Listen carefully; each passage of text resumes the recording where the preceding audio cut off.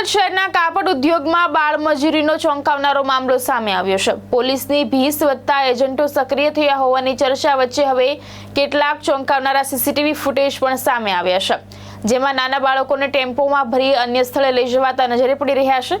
સમગ્ર મામલે પોલીસે 6 કારખાનેદારો સહિત 27 લોકો વિરુદ્ધ ગુનો નોંધી વધુ તપાસ હાથ ધરી છે। સુરતના કાપડ ઉદ્યોગમાં બાળમજૂરીનું કાળું સત્ય હવે સીસીટીવી કેમેરામાં કેદ થયું છે। શહેરના વિવિધ વિસ્તારોમાં ચાલતા 27 કારખાનાઓ ઉપર દરોડા દરમિયાન 7 થી 14 વર્ષની વયના 86 બાળમજૂરો મળી આવ્યા હતા। પોલીસની કાર્યવાહી બાદ હવે એજન્ટો સક્રિય થયા હોવાની વિગતો સામે આવી રહી છે। સીતારામ સોસાયટી વિસ્તારમાંથી 9 જેટલા બાળકોને એક નાના ટેમ્પોમાં કેદ કરીને અન્ય સ્થળે લઈ જવાતા હોવાના સીસીટીવી ફૂટેજ સામે આવ્યા છે।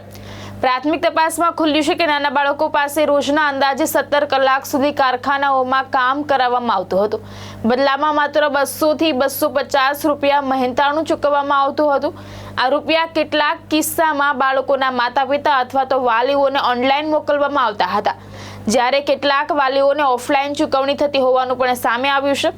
તપાસ એજન્સીઓ હવે એ દિશામાં પણ તપાસ કરી રહી છે કે રાજસ્થાનથી બાળકોને સુરત સુધી કેવી રીતે લાવવામાં આવ્યા હતા, તેમાં કોઈ કોન્ટ્રાક્ટર અથવા તો અન્ય વ્યક્તિઓની સંડોવણી છે કે નહીં, તેમજ વાલીઓને કઈ પ્રકારની લાલચ આપવામાં આવતી હતી કે બાળકો આ પ્રકારે કામગીરી કરાવવામાં આવી રહી છે। સમગ્ર મામલે પોલીસે 6 કારખાનેદારો સહિત 27 લોકો વિરુદ્ધ ગુનો નોંધી આગળની કાર્યવાહી શરૂ કરી છે।